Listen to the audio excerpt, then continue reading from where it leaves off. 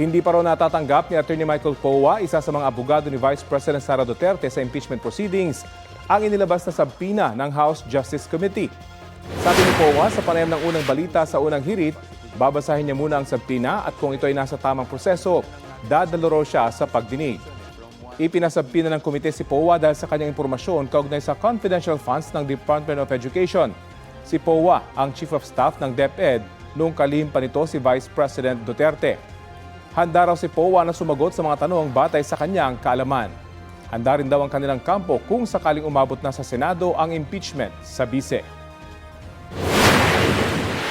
We're not delaying anything. In fact, we are just pointing out what we feel are infringements against the rights of our client. Kung magkaroon ng boton at may numero na at may akyat sa Senado, ready tayo, just like we were ready last year.